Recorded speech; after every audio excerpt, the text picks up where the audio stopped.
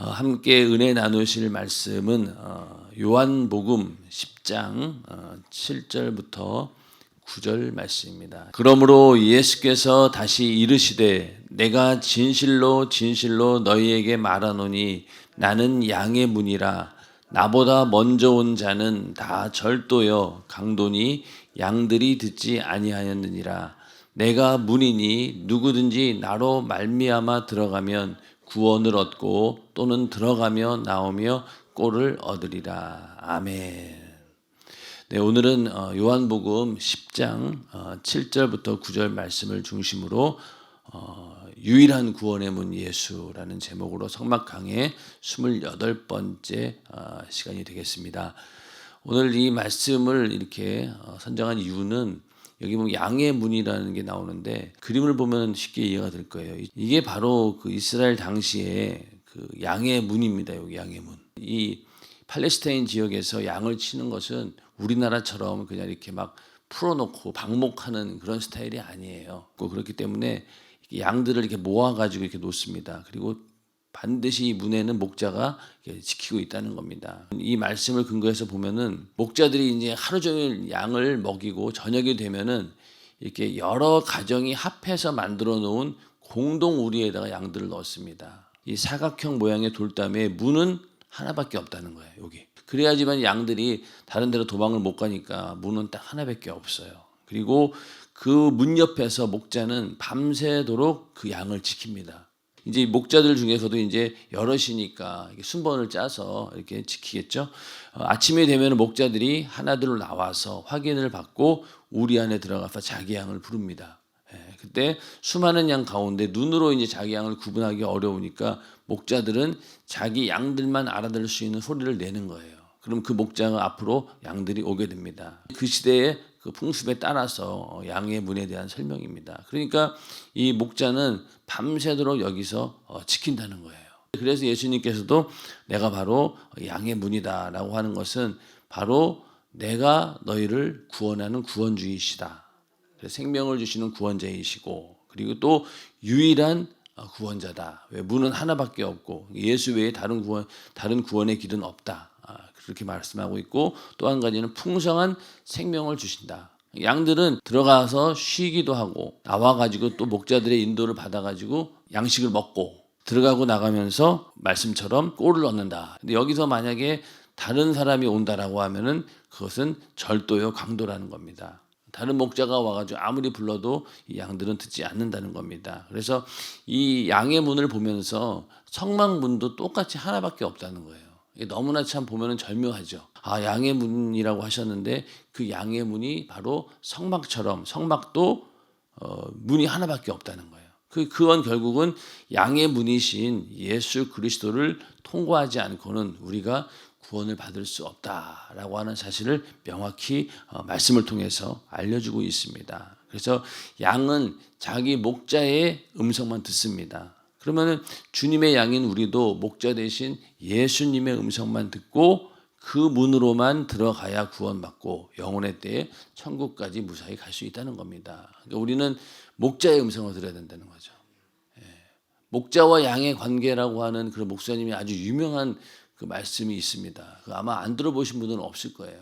그래서 양들 가운데도 선임양이 있어서 일단은 선임양이 먼저 목자의 음성을 잘 알아듣습니다. 그러니까 선임양에게 목자의 음성이 딱 들려지면 그 선임양들이 다른 양들을 우르르 몰고 와가지고 우리 안에 다 집어넣는다라고 하는 그런 것처럼 이 양은 목자의 음성밖에는 못 듣는다는 거예요.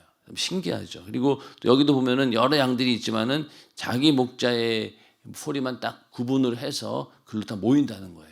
그렇게 해서 유일한 구원의 문 예수밖에는 다른 길이 없다는 것을 우리가 보여주는 것이죠. 또 한 가지는 이제 그 제사를 드리기 위해서 성막 안으로 들어가려고 하면은 반드시 뭘 가져와야 됩니까? 제물을 가져와야 돼요.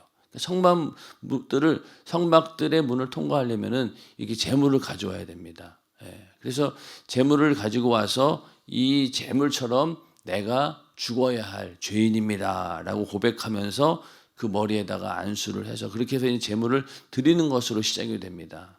그렇기 때문에 오늘날 우리가 성전에 오는 이유가 무엇입니까? 성전에 올 때 우리가 뭐 기도하고 다른 이유도 있지만 예배드리러 올 때 예배드리러 온다라고 하는 것은 내가 지은 죄를 뜨겁게 회개하고 새롭게 죄사함 받고 또 하나님을 만나는 그런 시간이 바로 예배인데, 마찬가지로 우리가 예배할 때도 예물이 없는 예배는 없다. 여기서 이 말이 나온 거예요. 저도 이제 이 말씀을 이제 보면서 가만히 생각해 보니까 그러네. 여기 성막들에 안으로 들어가려면은 못 갖고 들어가겠어요. 이 제물이 없이는 절대로 들어가지도 못해요. 왜? 목적이 뭡니까? 제사 드리러 왔으니까. 그래서 우리가 성전에 예배 드리러 왔다라고 하면은 반드시 예물이 있어야 된다. 하나님 만나기 위해서, 예배하기 위해서는 먼저는 나를 위해 피 흘려 죽으신 예수의 피의 공로에 감사하는 그 마음이 먼저 있어야 되겠죠. 그리고 그 성령께서 감동하신 예물을 정성스럽게 준비하여 나가는 것이 하나님을 섬기는 바른 예법이다. 그래서 성경에도 이런 말씀들이 굉장히 많아요. 공수로 여호와께 보이지 말고, 이렇게 말씀하고, 절기 때마다, 그리고 빈손으로 내게 보이지 말지니라. 제사 드릴 때마다. 그리고 여호와의 이름에 합당한 영광을 그에게 돌릴지어다. 예물을 가지고 그 궁정에 들어갈지어다. 이렇게 예물에 대해서 강조를 하고 있습니다. 그래서 우리가 이러한 성막을 통해서 이렇게 세세한 부분들을 보면서 우리의 신앙생활을 조금씩 이렇게 만들어 가는 거예요. 만약에 이 말씀을 우리가 몰랐다라고 하면은 그냥 우리 예배 때마다 꼭 예물 드려야 됩니다라는 얘기를 담임 목사님의 개인적인 생각으로 알고, 성도들 보고 헌금 열심히 내라고 하는구나, 그런 소리도 들리겠지만은 이 가만히 하나님 말씀을 보면은 이게 너무나 당연한 거예요. 이런 말씀을 안 다음부터는 이제는 예배 드릴 때마다 그 뭐 액수가 많고 적음의 문제가 아닙니다. 하나님께 반드시 이렇게 예물을 준비해서 하나님께 올려드리는 그런 습관들을 우리가 갖게 된다는 거죠. 그래서 성경을 많이 알면 알수록, 또 구약에 있는 말씀들을 우리가 세밀하게 알면 알수록 오늘날 우리 시대에도 하나님을 섬기는 예법들을 이 가운데서 우리가 많이 볼 수 있고 또 우리가 적용할 수 있다는 겁니다. 이렇게 오늘날 예수 믿는 사람들도 예수라고 하는 문을 통과해야 되는데 자꾸만 다른 것으로 해결하려고 하니까 문제가 된다는 거예요. 자, 문제가 생겼습니다. 문제가 생기면은 우리는 뭐 질병의 문제는 채찍에 맞음으로 나음을 입었도다. 또 내 이름으로 무엇이든지 내게 구하면 내가 시행하리라. 또 병든 사람에게 손원증 나으리라.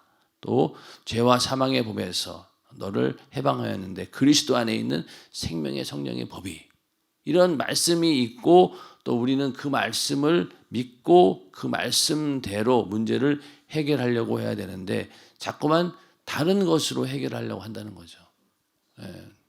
어떤 문제가 생겼든 간에 먼저 우리의 인간적인 수단과 방법을 다 해본 다음에 그제서야 안 되면은 그때 가서야 그냥 주님 손들고 옵니다 이러면서 오는 그런 경우들도 우리가 너무나 많다는 거예요. 그러기 전에 우리는 먼저 하나님의 말씀 또 성령의 감동하신 그 법대로 우리가 먼저는 그거를 기준으로 해서 그걸로 해결하려고 나와야 된다는 거예요.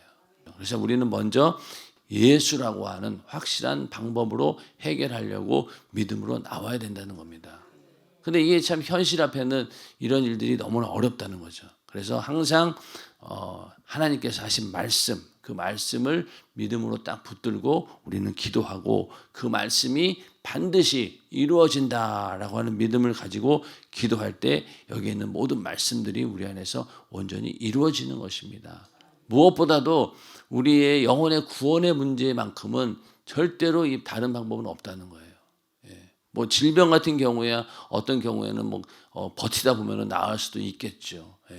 그리고 뭐 시간 지나고 보면은 감기도, 예전에는 뭐 감기 걸리면은 병으로 취급도 안 했잖아요. 근데 이제 코로나 이후로 감기만 걸려도 생각이 딱 떠오르는 게 뭐예요? 옛날에는 감기 걸리면 내 몸이 아프다 이것만 생각했는데 이제는 무슨 생각해야 됩니까? 이거 남한테 옮기면 안 되지. 그런 생각이 코로나 때 너무나 막 주요히 되다 보니까 몸도 별로 안 아픈데 어떤 생각이 들어옵니까? 나 때문에 다른 사람 혹시 옮기면 안 되지. 그러다 보니까 이제 예배 안 갈 핑계가 또 하나 생긴 거예요.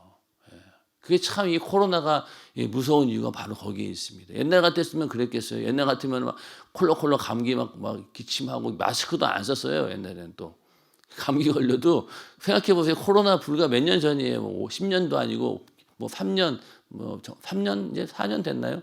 그 전의 일인데 그 전에 생각해 보세요. 마스크 쓰는 사람이 없었어요. 그리고 옆에 있는 사람이 그 감기 걸려가지고 옮겨도 크게 뭐라 그러지도 않았어요. 아이고 내가 괜히 옆에 그 사람 옆에 있다가 걸렸네.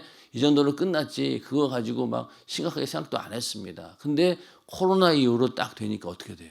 아 이제는 뭐 감기만 걸려도 언뜻 다른 사람에게 피해 주면 안 되지. 내가 집에서 가정 예배 드려야지. 이런 생각이 딱 이제 인식이 되어버린 거예요. 그러다 보니까 예배가 이제는 생명처럼 여긴다라는 말이 조금씩 무너져 간다는 거죠. 그게 참 어떻게 보면은 이 코로나라고 하는 것이 참 이게 참 그런 일이 어떻게 있을 수 있을까 할 정도로 그런데 돌이켜 보니까 그 일로 인해서 점점 우리의 신앙생활이 많은 도전도 받고 또 그로 인해 무너졌다라고 하는 사실을 우리가 알 수 있다는 겁니다. 그래서 여러분들도 이제는 코로나 그 이전의 신앙으로 돌아가야 됩니다. 그래서 어떠한 일이 있어도 내가 예배하는 자리는 절대로 빠져서는 안 된다.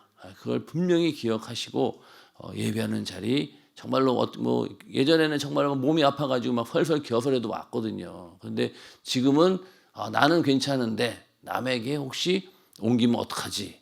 그런 생각 때문에 이제 못 오는 거예요. 이제 하여튼 여러분들이 그걸 지혜롭게 잘 대처하시되 이것이 나의 어떤 신앙생활을 방해하고 또 내가 하나님께 예배하는 일을 방해한다라고 하면은 어떤 상황이든 우리는 그거를 이겨내고 예배하는 자리에 나와야 됩니다.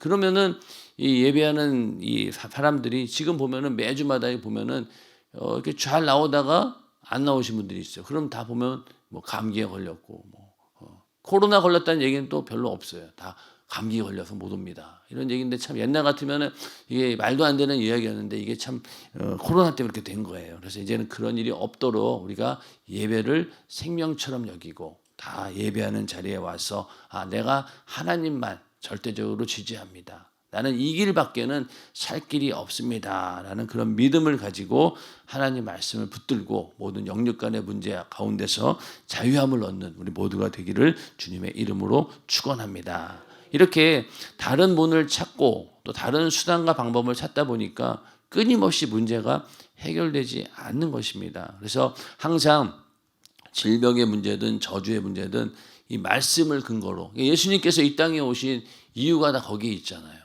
채찍에 맞으신 이유 그리고 모든 문제와 또 우리의 저주를 해결하기 위해서 예수님께서 십자가에 달려서 온갖 저주를 다 받으셨습니다. 그리고 살과 피를 찢어서 죽으셨어요. 그렇게 우리의 모든 문제들을 해결해 주셨기 때문에 우리는 그 예수의 생애 하나님 말씀만 붙들고 우리는 그 문제를 해결하면 된다는 겁니다. 그런데 자꾸만 다른 인간적인 수단과 방법이라든가 또 환경과 형편 때문에 그럴 수밖에 없다라고 하는 그런 핑계가 들어오게 된다는 거죠. 참 이 새벽 예배 아침에 일어날 때도 딱 일어나서 이게 오면은 괜찮은데 만약에 오기 싫은 마음이 조금이라도 생기면은 순식간에 안 와도 될 만한 이유가 막 생기는 거예요. 그냥 어저께 무슨 일을 했지 않냐, 뭐 또 오늘 너 성막 이 부분도 옛날에 책으로 다 본 거야. 다 알고 있는 내용 그냥 하는 거니까 가봐야 그냥 뭐 그래. 그러니까 순식간에 아주 그 짧은 순간에 5만 가지 생각들이 들어오는데 전부 다 뭐예요? 새벽 예배에 오늘 내가 안 가도 되는 이유가 쫙 나오는 거예요. 그것이 신기하죠. 그러다 보면 그 가운데 뭐든 하나는 걸려요. 뭐든 하나는 걸립니다. 그러면은 그때 그래 나는 이것 때문에 갈 수가 없겠다. 그리고 딱 결정하고 이제 그 다음에 이제 안 옵니다. 그런 것처럼 이 마귀 역사는 참 신기하게도 그런 것들을 다 빈틈을 타고 막 들어온다는 거예요. 그러니까 참 우리가 싸우기엔 참 벅찬 상대이긴 해요. 그런데 그런 여러 가지 5만 가지 생각 가운데서 딱 다 제껴놓고 하나님 말씀을 지지하고 내가 하나님께 정한 마음 또 하나님께 예배드리고자 했던 그 마음 내가 흔들리면 안 되지. 그러면서 이제 몸을 옮겨서 이제 오게 되면은 또 하나님이 더 큰 은혜를 주십니다. 우리는 그 예수라고 하는 문 그것만을 통해서 하나님을 만나려고 해야 된다. 그래서 예수라는 문, 이것이 곧 하나님의 공의, 진리이기 때문에 하나님이 명령하신 이 말씀의 법, 예수라고 하는 그 통로를 통해서만 우리가 들어가야 된다는 거죠. 모든 문제도 그렇습니다. 그래서 항상 하나님이 명하신 말씀의 법대로 해야지만이 이 문이 열리는 것이지 다른 방법으로는 안 된다는 거예요. 아무리 성막에 들어가려고 해도 이 목적이 분명하지 않으면은 네가 죄를 가지고 왔느냐, 그 죄를 회개할 마음이 있느냐, 그게 재물을 준비했느냐, 그렇게 해야지 들어갈 수 있다는 겁니다. 들어가서도 그 모든 절차에 따라서 제사를 드렸을 때 우리가 하나님을 만날 수 있는 것입니다. 그리고 또 이제 그 여기도 목사님이 이제 그 저서 가운데는 은연중에 이제 목사를 이용해서 하나님이 명하신 법이 아닌 불법으로 그 문을 열려는 사람들이 있다는 거예요. 어떤 문제가 있는데 자신이 이미 다 결정했어요. 그리고 이게 분명히 하나님 말씀과 상반되는 걸 알아요. 하나님 말씀으로는. 근데 알면서도 이제 상담을 합니다. 그럼 혹시나 그래 당신의 형편 하나님께서 아시니까 하나님도 이해하실 겁니다. 그러니까 그렇게 하세요라는 소리가 듣고 싶은 거예요. 듣고 싶은 거예요. 이번 주에 내가 주일날 못 올 수밖에 없는 일이 생겼어요. 그러면 그 얘기를 목사에게 얘기합니다. 그럼 목사는 그 말을 듣고 야, 무조건 나와야 됩니다라고 하는 목회자들도 있겠지만은 대부분 성도가 이미 다 자기가 결정하고 그리고 목사한테 와서 그 말에 대해서 허가를 받으려고 하듯이 왔는데 거기다 대놓고 안 됩니다라고 할 수가 없어요. 왜 이미 그 얘기를 하기 전에 사정 얘기를 다 합니다. 이래서 저래서. 그러면은 목사도 인간인데 그 말을 듣고 거기다 대놓고 무조건 나와야 됩니다. 왜? 이미 그 성도는 그 마음의 결정을 이미 한 거예요. 거기다가 만약에 브레이크 걸면 오히려 자기를 이해해 주지 못하고 우리의 상황을 이해하지 못하고 그런다라고 하면서 오히려 뭐 거부 반응을 느낀다는 거예요. 그러니까 목사들 입장에서 보면은 가만히 들어보면은 이미 결정으로 되어 있고 그러니까 어쩔 수 없는 거예요. 결혼할 때 청년들이 결혼할 때 그런 데잖아요. 예전에는 목사님도 야 그 너하고 그 사람하고는 안 돼. 내가 봤을 때는 성격적으로 맞지 않아. 그렇게 자신 있게 얘기하셨어요. 근데 이제 세월이 지나고 이제 청년들이 많아지다 보니까 그렇게 얘기를 못 하는 거예요. 왜 그럴까요? 이미 결정하고 왔거든요. 또 그리고 이미 오래전부터 서로 만나고 와가지고 목사님한테 물어보는 거예요. 그러면 목사님이 뻔히 알고 어떻게 하겠어요? 그냥 니들이 알아서 해라. 믿음대로 해라. 이렇게 하겠죠.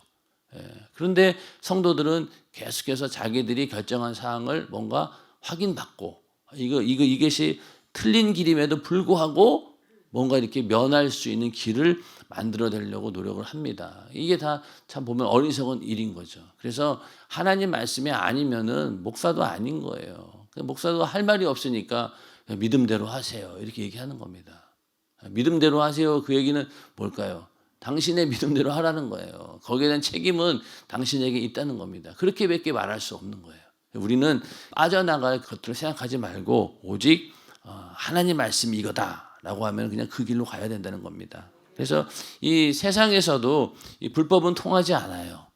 여기 이제 담임 목사님의 저서에는 뭐 가설극장 나오는데 뭐 가설극장 얘기는 너무 옛날 얘기라서 우리가 선뜻 이해는 안 되지. 우리도 만약에 그 영화관 같은 데 들어갈 때 보면은 뭐 이 티켓이 없으면 못 들어가잖아요. 공연 같은 거 들어갈 때도 티켓 없이 들어갈 수 있습니까? 차를 타더라도 열차를 타더라도 티켓이 있어야지만이 이 좌석에 앉을 수 있는 권한이 있고 만약에 그렇지 않으면 쫓겨나잖아요. 그런 것처럼 세상에서도 불법은 통하지 않습니다. 근데 이게 하나님의 그 말씀 또 하나님께서 운영하는 그 질서 가운데서 다른 방법이 있을 수 없다는 거예요. 그래서 우리는 하나님 말씀대로 그대로 믿어야 된다. 그래서 예수라는 문으로만 들어가야 된다. 이렇게 강조를 해야 되는데 안 그러면 어떻게 되겠어요? 항상 보면은 세상 문화라든가 거짓 선지자, 이단, 적그리스도 이 문으로 들어간다는 거예요. 그러니까 원래 그 길로 가지 않고 항상 이렇게 다른 길로 가다 보면은요 이렇게 이런 일로 그 영혼을 사냥당한다는 겁니다. 그러니까 이게 양떼 무리 가운데서도 이 이탈되는 양들이 항상 문제가 생기는 거예요. 처음에는 나는 지금 이 무리에서 이탈돼 가지고 야 자유를 얻었네라고 하겠지만은 그런 양을 꼭 누가 노립니까? 맹수가 노립니다. 먹이가 되는 그 양들이나 그런 동물들 보면은 항상 보면은 그 무리에서 이탈된 애들이 먹잇감이 되더라고요. 동물의 왕국도 보면은 무리에 이렇게 막 뛰어 들어가 가지고 맹수가 뭐 이렇게 해치지 못해요. 보면은 항상 혼자 이렇게 약해가지고 뒤처진 아이들이라든가 아니면 그런 애들을 그냥 맹수들이 와서 공격합니다. 그런 것처럼 우리도 이 양떼의 무리에서 벗어나게 되면 안 되는 거예요. 벗어난다라고 하는 것은 내가 목자가 가자고 하는 그 길 말고 다른 길로 가야 되겠다라고 하는 순간 그때부터 이 악한 마귀 역사는 정확하게 공격을 한다는 겁니다. 우는 사자와 같이 삼킬자를 찾는다라고 했는데 그 우는 사자가 뭘 보겠어요? 바로 그렇게 이탈할까 말까 그렇게 낌새가 있는 그런 그 먹이에게 공격을 한다는 겁니다. 우리는 그렇게 되어서는 안 된다는 거죠. 그래서 이 사도 바울도 다른 복음은 없다라고 이렇게 갈라디아서에서 강조를 하고 있습니다. 문제가 뭐냐면은 이 사도 바울이 갈라디아 교인들이 너무나 쉽게 다른 복음을 받아들인 거에 대해서 충격을 받은 거예요. 아니 어쩌면 저럴 수 있을까?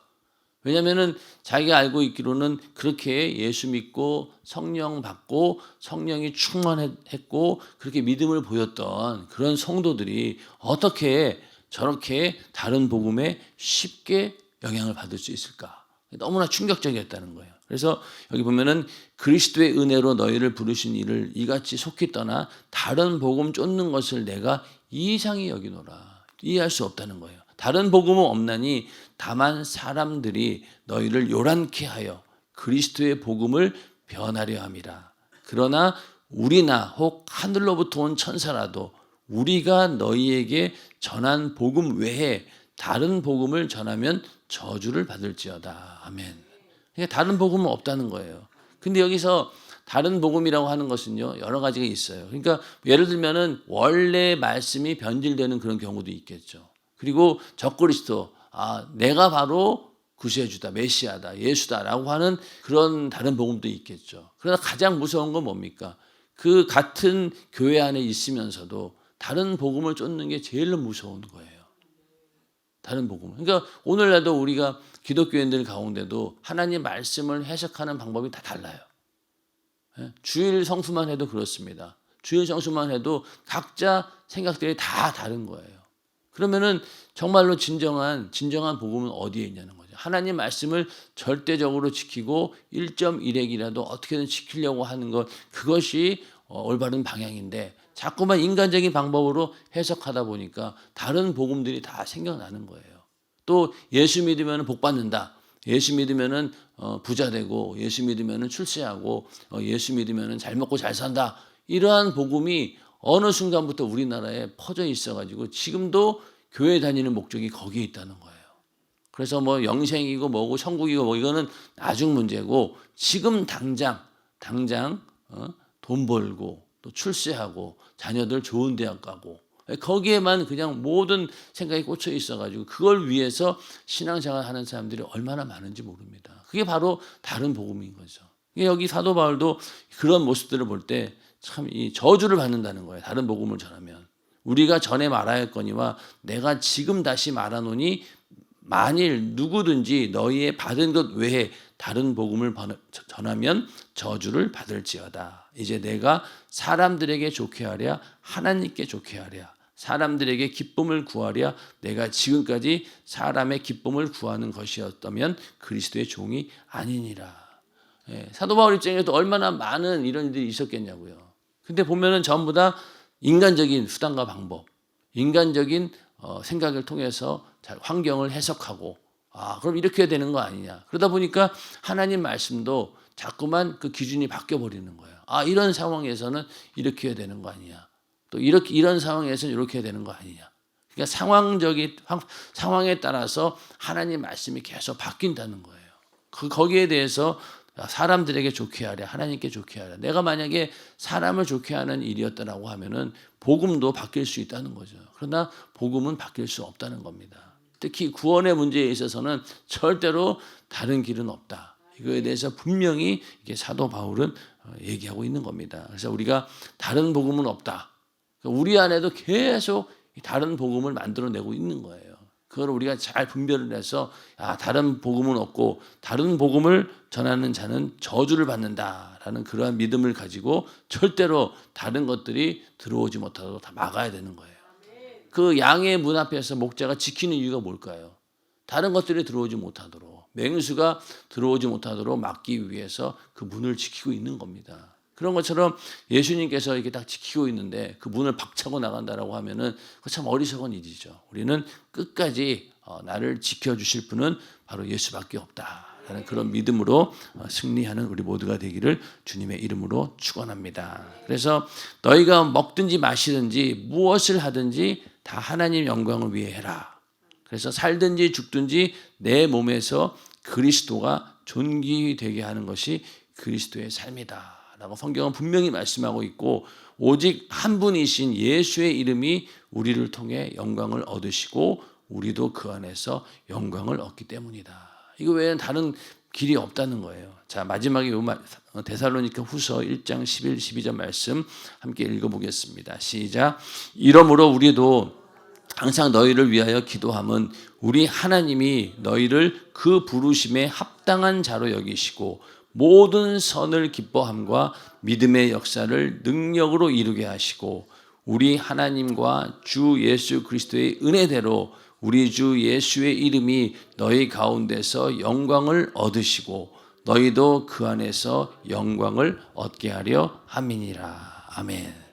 자, 이 말씀처럼 우리는 오직 하나님께 영광 올려드리기 위해서 존재하는 목적 자체가, 그 존재의 목적이 바로 거기에 있다는 거예요. 하나님께 영광 올려드린다는 거. 우리가 하나님께 영광 올려드린다라고 할 때 큰 사람들 막 김정은이 막 찬양하는 것처럼 막 그렇게 영광을 올려드리는 게 아니에요. 그거는 일방적으로 강제로 하는 거고, 우리가 하나님께 영광 올려드린다는 것은요, 내가 하나님께 영광 올려드릴 때 내 안에도 그 영광이 있다는 거예요. 그 하나님의 영광으로 인해서 내가 즐거워하고 기뻐하고 막 자발적으로 나오는 그런 게 바로 영광인 것이, 막 뭐 김일성 추종하듯이 막 와 영광 이렇게 한다고 영광 올려드리는 건 아니라는 겁니다. 하나님도 그거를 받으시려고 하는 건 아니에요. 그러니까 여기도 보면은 너희도 그 안에서 영광을 얻게 하려 함이니라. 하나님께서 누리고 있는 그 영광, 하나님께서 우리를 통해서 우리가 영광 올려드리면 그걸 받으시고 즐거워하시고 기뻐하는 것처럼 우리 안에도 그 즐거움과 기쁨이 동시에 있어야 된다는 겁니다. 그렇기 때문에 우리가 찬양할 때 하나님을 향해 찬양하지만 어떻습니까? 내 심령도 그 찬양으로 인해서 어떻습니까? 막 기쁨이 밀려오고 또 내 안에서 평안이 밀려오고 하나님의 은혜가 내 안에 막 쏟아지는 것처럼, 그렇게 느끼는 것처럼 하나님께 영광 올려드리는 삶도 바로 그러한 삶입니다. 그리고 그 모든 영광을 받으셔야 되는데 그 중심이 바로 어디에 있느냐? 예수를 통해서 오직 예수 그리스도의 은혜대로 우리 주 예수의 이름이 너희 가운데 영광을 받아야 된다는 겁니다. 그래서 오직 예수밖에는 길이 없다. 이것을 분명히 우리가 성막을 통해서 알 수 있다는 거예요. 문은 하나밖에 없고 들어가는 문도 하나, 나오는 문도 하나. 그래서 성막에 들어갈 때 우리가 어떤 문제들을 가지고, 죄의 문제를 가지고 들어갔지만 나올 때는 어떻습니까? 해결돼서 나오게 되고.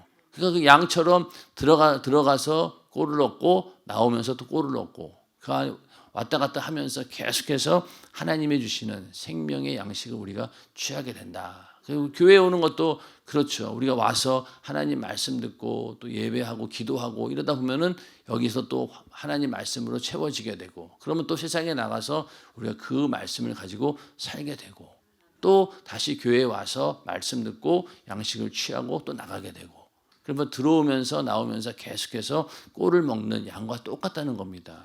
문은 하나밖에 없다. 예수밖에는 하나님께로 가는 문은 다 하나밖에 없다는 거예요. 그게 우리의 정말로 신앙의 절대적인 기준으로 삼아야 됩니다. 안 그러면은 이게 놓친다는 거예요. 그리고 내 인간적인 수단과 방법, 그것으로 절대로 그 문을, 또 다른 문을 우리는 만들어서는 안 된다라고 하는 것이 성막을 통해서 우리가 깨달을 수 있는 바입니다. 모든 삶 가운데 하나님께 영광 올려드리는 삶을 살되 오직 예수를 통해서만 하나님께 영광 올려드리는 우리 모두가 되기를 주님의 이름으로 축원합니다.